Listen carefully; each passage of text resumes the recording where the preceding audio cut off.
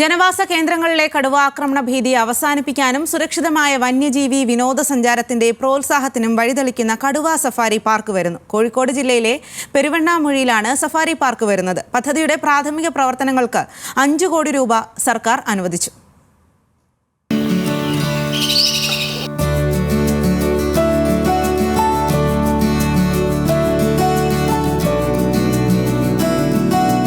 കോഴിക്കോട് ജില്ലയിലെ പേരാമ്പ്രയ്ക്കടുത്ത് പെരുവണ്ണാമൂഴിയിൽ 136 ഹെക്ടർ ഭൂമിയാണ് സഫാരി പാർക്കിനായി വനംവകുപ്പ് ഏറ്റെടുത്തത്. പ്ലാന്റേഷൻ കോർപ്പറേഷന്റെ തോട്ടത്തിലെ ഉൾഭാഗത്ത് വനാതിർത്തിയിലാണ് സഫാരി പാർക്കിന്റെ നിർമ്മാണം. വിശദമായ പദ്ധതി രേഖ തയ്യാറാക്കാൻ ഡൽഹിയിലെ ജെയിൻ ആൻഡ് അസോസിയേറ്റ്സിനെയാണ് കൺസൾട്ടൻസിയായി സർക്കാർ ചുമതലപ്പെടുത്തിയിരുന്നത്.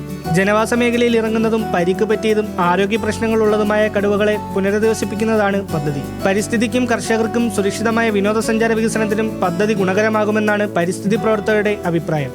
സംസ്ഥാന അടിസ്ഥാനത്തിൽ ഇതിനെക്കുറിച്ച് ചർച്ച ചെയ്തപ്പോൾ ഇത് പരിസ്ഥിതി സംരക്ഷിക്കുന്നതിന്, പ്രകൃതി സംരക്ഷിക്കുന്ന ഇത്തരത്തിലൊരു പാർക്കിൻ്റെ അനിവാര്യതയാണ് എന്നാണ് ഞങ്ങൾ പൊതുവെ വിലയിരുത്തുന്നത്.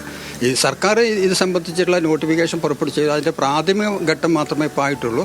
ഉടനെ തന്നെ അത് പൂർത്തീകരിക്കാനുള്ള ഒരു നടപടിക്രമങ്ങൾ സർക്കാരിൻ്റെ ഭാഗത്തുനിന്നുണ്ടാക്കണം. ജനവാസ പ്രദേശത്തോട് നേരിട്ട് ബന്ധമില്ലാത്ത വനപ്രദേശങ്ങൾ നിറഞ്ഞ ഈ ഭാഗം ടൈഗർ സഫാരി പാർക്കിന് അനുയോജ്യമാണെന്നാണ് വിദഗ്ധരുടെ കണ്ടെത്തൽ.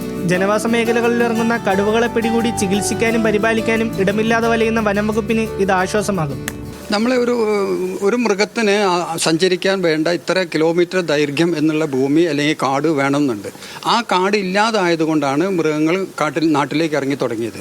അപ്പോൾ ഇത് ഈ പ്രൊട്ടക്റ്റഡ് ഏനിമലിന് സഞ്ചരിക്കാനുള്ള, താമസിക്കാനുള്ള, നിവസിക്കാനുള്ള ഒരു വനം ഇവിടെ വെച്ച് പിടിപ്പിച്ച് വളരുകയാണെങ്കിൽ അവ നാട്ടിൻപുറത്തേക്ക് ഇറങ്ങില്ല, കർഷകർക്ക് ദ്രോഹം ചെയ്യില്ല. അവരുടേതായ ഏരിയയിൽ അവരുടേതായ ഭക്ഷണം തേടി പിടിച്ചിട്ടായിരിക്കും അവർ ജീവിക്കുക. അതുകൊണ്ട് ഇതൊരിക്കലും തന്നെ കർഷകർക്ക് വിരുദ്ധമാവില്ല, കർഷകർക്ക് ദ്രോഹകരവുമാവില്ല. വയനാട് സുൽത്താൻ ബത്തേരിയിലെ ഹോസ്പേസ് മാത്രമാണ് പിടികൂടിയ കടുവ ഉൾപ്പെടെയുള്ള മൃഗങ്ങളെ പരിപാലിക്കാനും സംരക്ഷിക്കാനും ഇപ്പോൾ വനംവകുപ്പിനുള്ളത്. അതുകൊണ്ട് തന്നെ ജനവാസ പ്രദേശത്ത് ഉൾപ്പെടെ ഇറങ്ങിയ കടുവയെയും പുലിയെയും എല്ലാം പിടികൂടിയ ശേഷം വനത്തിൽ തന്നെ വിട്ടയക്കുന്നതിൽ ജനകീയ പ്രതിഷേധങ്ങൾ ഉയരുന്നതിന് ഒരു പരിഹാരം കൂടിയായി ഈ പദ്ധതി മാറും. കാടിറങ്ങി ജനവാസ പ്രദേശങ്ങളിലെത്തുന്ന കടുവകളെ പിടികൂടി സുരക്ഷിതമായ മറ്റൊരിടത്ത് പാർപ്പിക്കുക, ആ ലക്ഷ്യമാണ് ഈ സഫാരി പാർക്കിലൂടെ വനംവകുപ്പ് മുന്നോട്ട് വയ്ക്കുന്നത്.